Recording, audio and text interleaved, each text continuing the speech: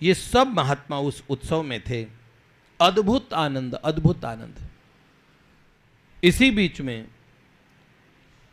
भाई जी से, जब भाई जी तीर्थ यात्रा के और प्रचार के उसमें जा रहे थे, तो एक महापुरुष मिले, उनका नाम था श्री चिमनलाल गोस्वामी जी, जिन्होंने अपना पूरा जीवन भाई जी को समर्पित कर दिया। बीकानेर स्टेट में मंत्री, जो राजा के मंत्री थे, उनके निजी सचिव थे। ये बहुत बड़ी पोस्ट हुआ करती थी उस समय।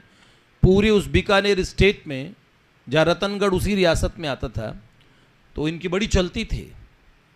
ये संस्कृत, अंग्रेजी और हिंदी के प्रकांड विद्वान थे, प्रकांड विद्वान। और अंग्रेजी में कल्याण कल्पतरु इन्होंने शुरू की। भाई जी को एक मुलाकात में देख के मुग्ध हो गए और उन्होंने शंकराचार्य मनोनीत करने के लिए श्री चिमनलाल गोस्वामी जी के पास में समाचार भेजा।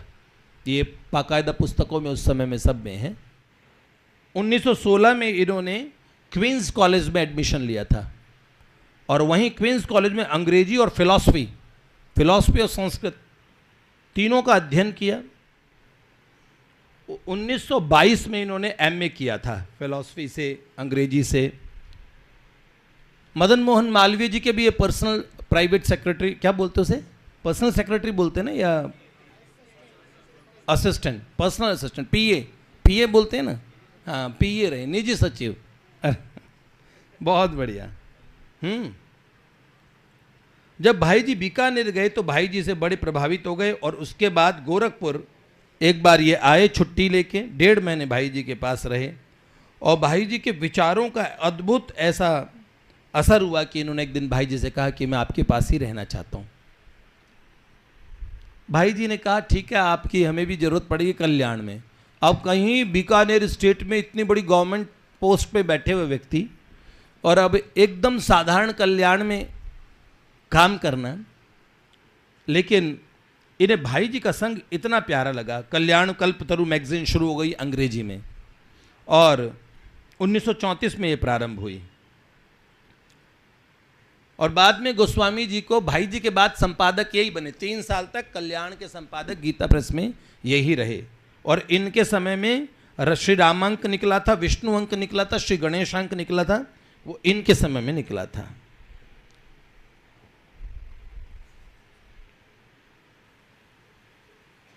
एक बार किसी ने कहा श्री कृष्णचंद्र जी ने, श्री कृष्णचंद्र अग्रवाल जी ने, कि आप वहीं रहते हो तब भी आप 24 घंटे में एक बार भाई जी से मिल लिया करो।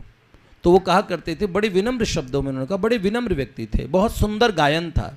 भाई जी के प्रवचनों से पहले अधिकांश यही गाया करते थे पद, और भाई जी के पद रत्नाकर के सभी पदों के राग इन्होंने सुनिश्चित किए हैं कि इस राग में गाना, ये इस राग में गाना लिखा होता ना, ये श्री चिमनलाल गोस्वामी जी ने निश्चित किए हैं।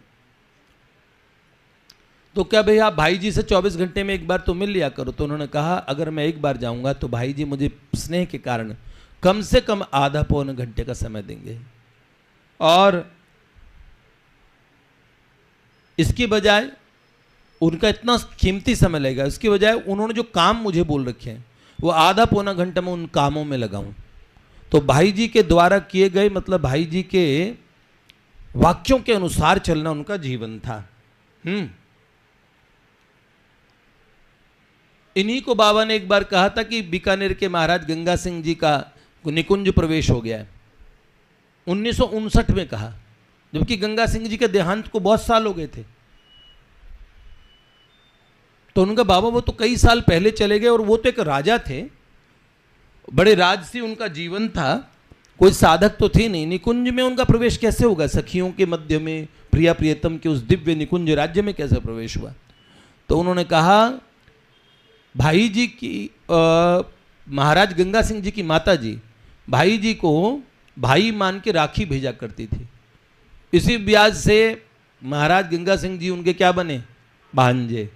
तो भाई जी के भांजे ये भगवदीय जगत में कितनी बड़ी, आप सोचो, इस संपर्क के कारण ऐसी उनकी परिणति हुई। इसके बाद में एक बड़ी सुंदर घटना गोस्वामी श्री चिमन लाल जी गोस्वामी जी के जीवन की है, भाई जी को लेके, वो हम कल सुनेंगे। आज प्रसाद है और उत्सव भी है, तो हम आप लोगों को पुनश्च अभिनंदन करते हैं। कल और सुनाएंगे। आज हमने पूज्यपाद हरि बाबा के विषय में आप लोगों को बताया। बाबू जी के जीवन काल में जो जो संत आए उनके विषय में हम कुछ आपको